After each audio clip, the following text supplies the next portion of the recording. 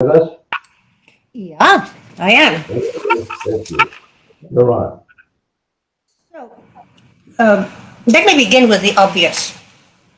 We are the only generation that has known a world before digital, a world before AI, and a world that has nothing to do with our conversation today, which means that we have a special responsibility to provide a transition from where we were, because we are formed and shaped by where we were, transition to those who know only the digital, the AI world.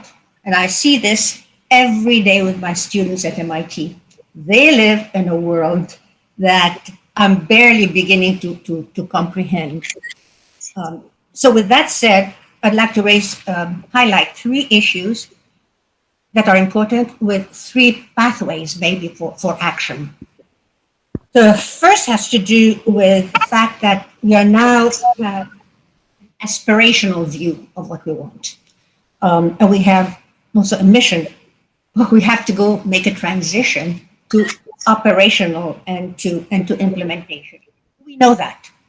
So the action I propose is to invite every individual, distinguished individual, whom we have listed in this program as an influencer, plus others we might wish to do so, to provide us with just one action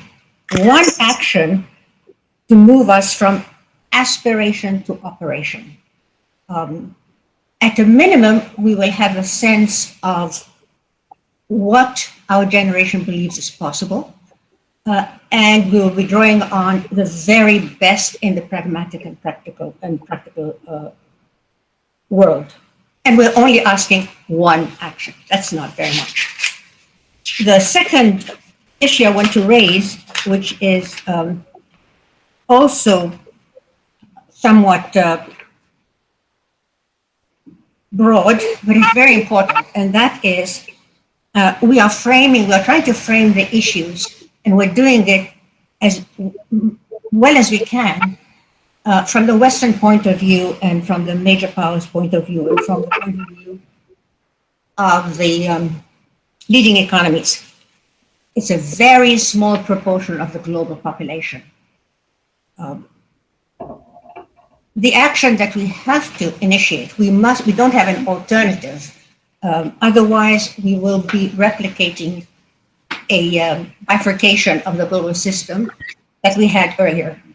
And that is to reach out to the rest of the world, starting probably with some of the least developed, those that are putting in place the infrastructure, and those that are willing to listen and to participate in the process that we're doing. We cannot be in a position years from now of having handed down something. Now, my third and final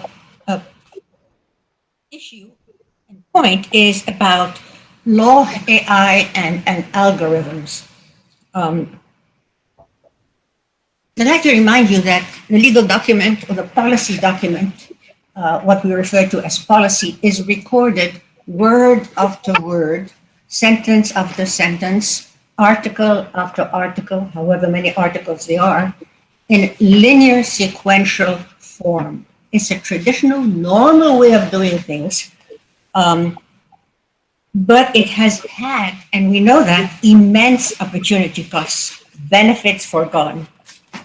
We have to understand we do understand the limitations of that practice, but now we have the tools, the digital, the algorithms, to transform the GDPR, the European GDPR, or the Convention on Cybercrime, or even the Talon Manual for cyber operations in international law, which is almost a $600 page document, into a visual representation of the relationships. And when I say visual, many ways to do it, but think of it as a graphic or network form or whatever, it's not instead of the text, it's to, given the text and the consensus around the text, now let's see what the text is really saying that we should know. What is the relationship among the rules, the clause, etc.? What is the mechanisms that the law itself, the document suggests, ought to be approved activities versus not approved activities?